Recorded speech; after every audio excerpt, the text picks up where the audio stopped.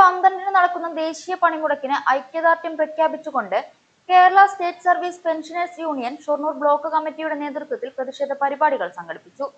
KSSPU ജില്ലാ രക്ഷാധികാരി P. Viswanathan Nair ഉദ്ഘാടനം ചെയ്തു. ഇവിടെ ഭാസ്കരൻ മാഷ് പറഞ്ഞ മാതിരി തൊഴിൽ മേഖലയിൽ 29 നിയമങ്ങളുമായി മുന്നോട്ട് പോയിരിക്കുന്ന കാലഘട്ടത്തിൽ അതിനെ 4 കോടികളാക്കി മാറ്റിക്കൊണ്ടാണ് ഭരണ സംവിധാനം തുടങ്ങിയത്. ഗുണത്തിനേക്കാളേറെ ദ്രോഹം ചെയ്യുന്ന ഒരുപാട് കാര്യങ്ങളാണ് അതിൽ ഉൾക്കൊള്ളിച്ചത്.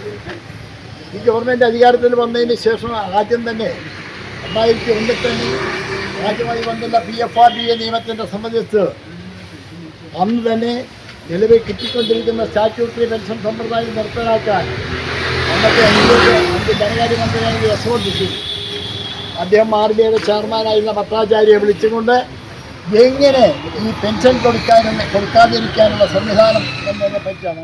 ഷൊർണൂർ ടൗണിൽ നടന്ന പ്രകടനത്തിന് ശേഷം പോസ്റ്റ് ഓഫീസിന് മുന്നിൽ പൊതുയോഗം ചേർന്നു.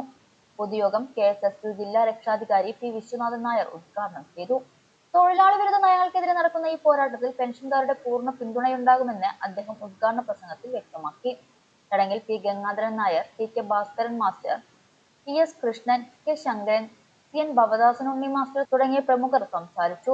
നിരവധി പെൻഷൻകാർ പ്രകടനത്തിലും തുടർന്ന് നടന്ന പൊതുയോഗത്തിലും പങ്കെടുത്തു.